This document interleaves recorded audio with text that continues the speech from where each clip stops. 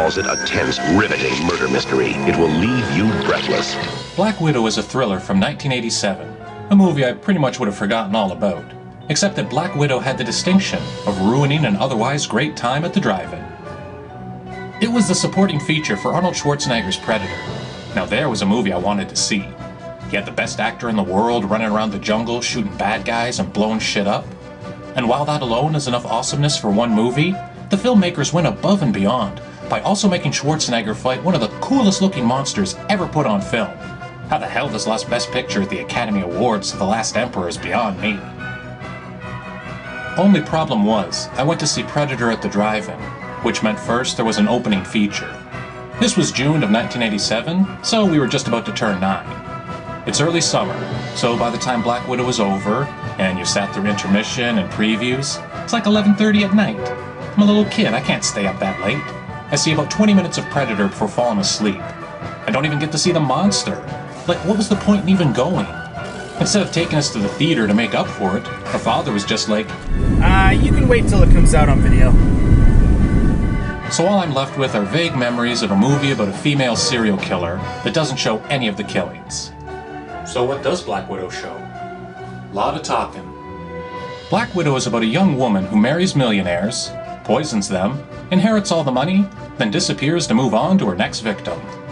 You wonder, how many times has she done this? Second husband, how many have you had? Lots. You'd think the police would be onto her by like husband number 2, but it's 1987. There isn't facial recognition software, and your driver's license was typed out manually, so really all you had to do to change your identity was dye your hair. After Black Widow kills her current husband, she changes her hair from blonde to red, and presto, she's a brand new person. Her next victim is Dennis Hopper, who's barely in this movie. I doubt he's on screen for longer than 3 minutes. She gets him by putting an untraceable poison inside his favorite brandy. However, someone is suspicious of all these old millionaires dying in their sleep. She's played by Deborah Winger, who of course made the greatest talk show exit of all time on the David Letterman show in 1993. It's really late and I really gotta go because...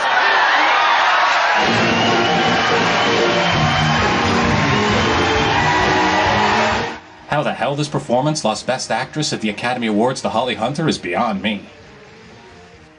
At first I thought she was a reporter.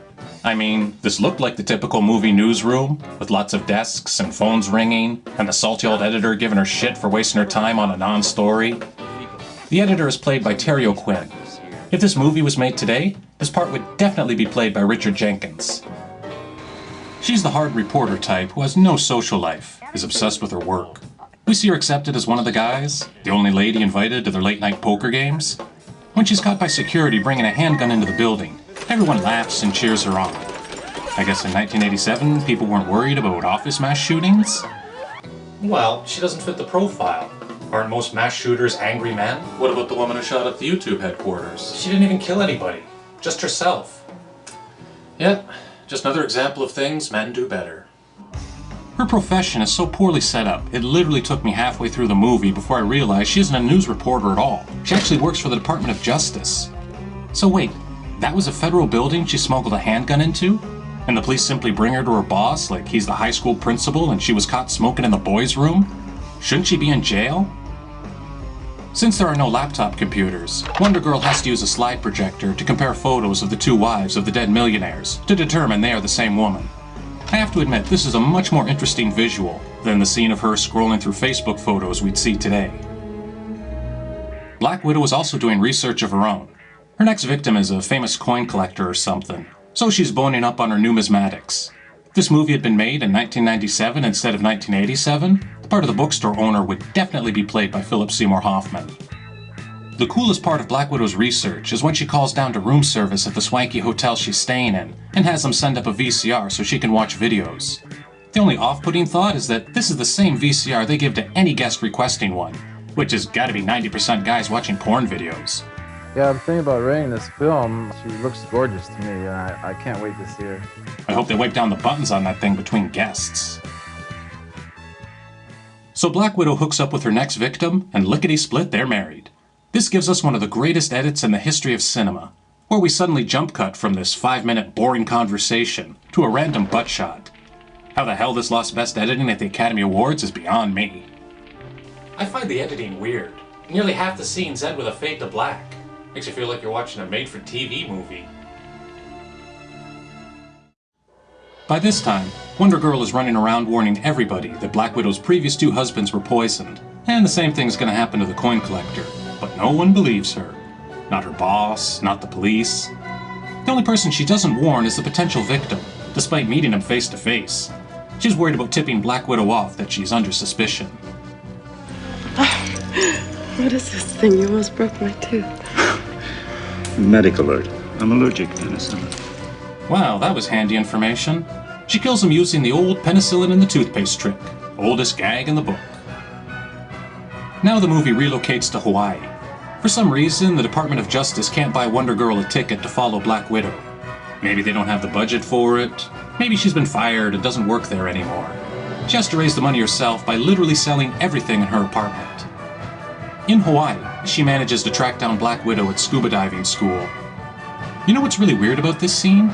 You got 30 bare-armed and legged women, and not a single one has a tattoo. This scene would look very different if it was shot today. The whole thing would look like a pirate convention. Wonder Girl and Black Widow become fast friends. They're hanging out together all the time, and soon you feel there's an erotic fascination between the 2 of them. That sounds pretty romantic. Black Widow encourages Wonder Girl to spend some romantic time with her next victim. You and Jesse go on with your afternoon. And have a nice time. As soon as the 2 of them bang, Black Widow and him get engaged, and within a day or 2 are married. What a dog.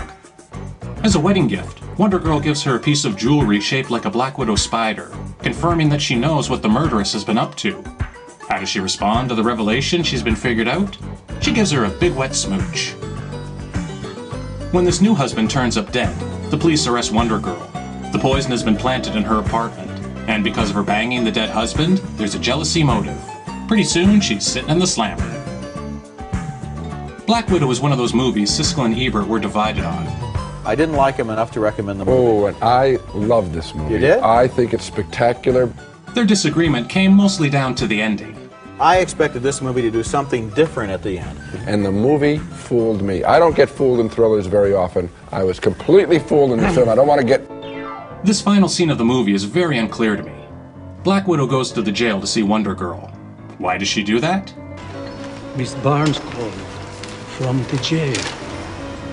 Just because she called doesn't mean she has to go.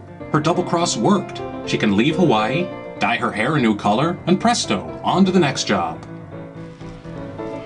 You okay? I'm guessing that she went to see Wonder Girl because she did have feelings for her and wanted to see her one last time. Maybe she thought they could share a final kiss through the jail fence. But then, the sister of one of Black Widow's previous victims shows up, who can identify her as her dead brother's former wife. See?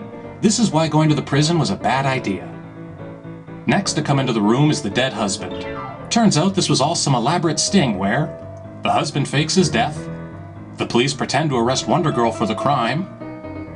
Ugh. Profit? Why did the police and Wonder Girl go through this whole ruse? What was the plan? What did they think was going to happen? Congratulations, Miss Barnes. That was a brilliant trap. During the entire conversation, Black Widow doesn't say anything to incriminate herself. I killed him. To frame you. She's still acting as though Wonder Girl is the one who killed her husband. Couldn't she just keep denying it? It's worth a shot. What else is she gonna do? I want you to know I put the poison in Paul's brandy. You mustn't lie. I know. We found it before he did. Instead, she suddenly starts to blurt out a confession. I suppose that she was foiled by her feelings for Wonder Girl. That the ending is supposed to be ironic. How the heartless killer who tricked men into falling in love with her has now been tricked into falling in love herself and pays a heavy price for her naivete. That there is an undercurrent of attraction there because, and it has to do with being able to love. And Winger realizes that Teresa Russell has the ability to love at some perverse level that Winger does. Oh, yes. You got that right out of here, Gene. You didn't get it from the screen. That's where I get all my ideas. That's your right rewrite. out of here, that's baby. That's your rewrite of the movie. It's that's not the up way, there. That's... For once, Siskel is right. The early part of the movie spends a lot of time showing how Wonder Girl doesn't have any interest in developing the social part of her life. She turns down the advances of her coworker and her boss, although someone should have told the screenwriter that that's just common sense, not a sign that your character is asexual. It's the subtext is so important, and if the actors are good, you don't need to spell it out, and if they know what the inner lives are that are happening, then it makes it a full, rich experience. I used to have nothing. Apparently, there's a Black Widow remake coming out later this year starring Scarlett Johansson. I'm not normally a big fan of remakes, but I can imagine a better version of this movie. I just hope they do a little fan service by remembering to include that great butt shot scene. Red coat, you can wait till it comes out on video. Black coat, what are you doing back there? Shenanigans. It's been a lot of fun, shenanigans. But now we've got to run. It's funny how the minutes seem to fly.